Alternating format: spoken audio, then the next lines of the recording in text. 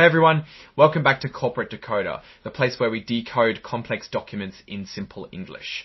Today we're diving into the latest annual report from Gencor Industries. Get ready because this one's a bit of a roller coaster involving accounting firm changes, filing delays, and potential delisting. This report reveals a company struggling to stay on top of its filings, facing warnings from the stock exchange, and dealing with weaknesses in its financial controls. Buckle up, it's going to be a bumpy but hopefully insightful ride. By the way, if you find value in understanding these corporate filings, be sure to subscribe and join our Discord community, linked in the description below, where we can discuss these topics in more detail. First, let's address the elephant in the room. Why is this report so late? Gencor ran into a series of unfortunate events. They were supposed to file earlier, but there was a change in their accounting firm. The original firm, MSL PA, practically merged with another firm called Forvis Mazars. Then they changed their minds again and picked yet another accounting firm, Berkowitz Pollack Brandt. This all took time to coordinate. Because of these delays and several others, Gencor wasn't able to file its annual report and quarterly reports on time as required by the NYSE American. The stock exchange gave them until June 30, 2025 to catch up, but Gencor asked for even more time. Thankfully, they were given until late August to finally submit all overdue reports, including this one. The big worry is that if Gencor doesn't file all of its late reports by August, they could get kicked off the NYSE American stock exchange. If this happens, it will become harder to trade shares and get accurate stock quotes. Beyond the late filings, Gencor admits they have significant problems with their internal financial controls. To explain, these are the procedures and systems a company uses to make sure its financial data are correct, reliable, and secure. They found these weren't working well. Specifically, Gencor says their internal financial controls were not effective as of September of last year.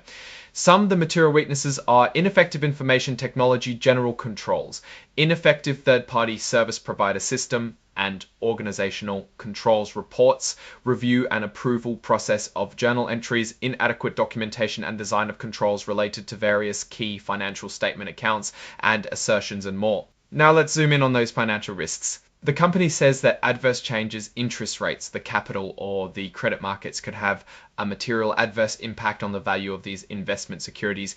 The report mentions that one customer accounted for 11.3% of their revenue. Another big one is that the company relies on third-party suppliers, and there's always the risk of supply shortages or price hikes. If steel prices jump or they can't get enough materials, Gencor might struggle to keep production up and maintain profit margins. They are also exposed to something that almost every large company mentions. The tariffs are really mentioned as a risk. As tariffs on imports change, it could hurt their business and results of the operations. Let's briefly look at cybersecurity. Gencor's cybersecurity risks are managed through their overall company risk plan, controlled by the audit committee and CFO, and it mentions the company makes sure to take action to reduce the risk of cyber incidents and protect their systems. Since Gencor produces heavy equipment, let's see where they do it. As of September of last year, they have facilities in Marquette, Iowa, Orlando, Florida, and Chambersburg, Pennsylvania. The Iowa and Florida plants are owned while the Pennsylvania one is leased. Now, let's shift to the financial numbers. It is what everyone wants to know. So let's look at the income statement. In fiscal year 2024, net revenue increased almost 8% to reach $105 million, increased almost 8% to reach $105 million in the previous year. This was driven by increased equipment sales recognized over time and higher parts and component sales. Their profits or gross profit also increased to $31 million from $29 million. This shows that while they're earning more, it doesn't quite translate to more profit. Gencor actually made a good amount of money, close to $7 million on their investments, so that's pretty good for them.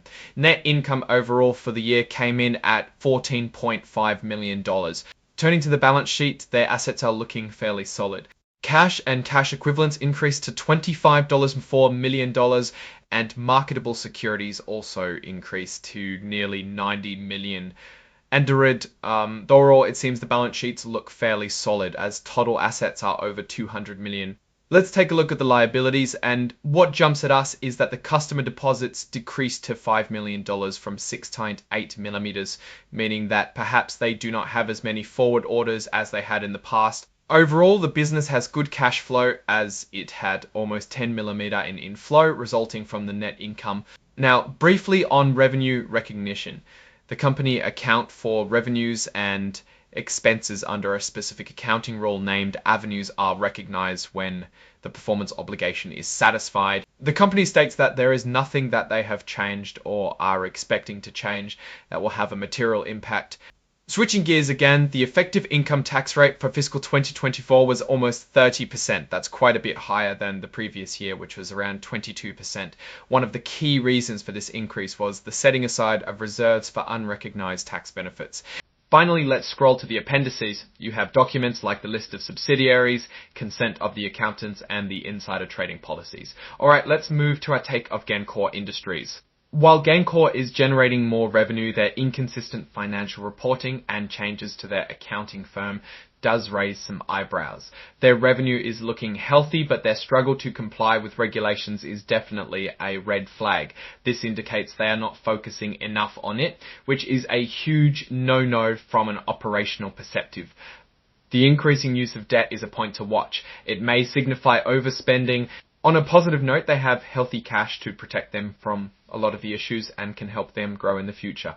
Overall, I think Gencor remains a company with high potential for their space, but they need to address these issues around reporting delays, controls and risks before the business and stock can actually grow again. That's our take on Gencor's latest filing. What's your take on these numbers and what they signal for the company's future? Drop your thoughts in the comments. If this analysis was valuable, hitting that like button really helps, and subscribe for more deep dives. Don't forget to check out the Discord in the description. Thanks for watching. See you next time.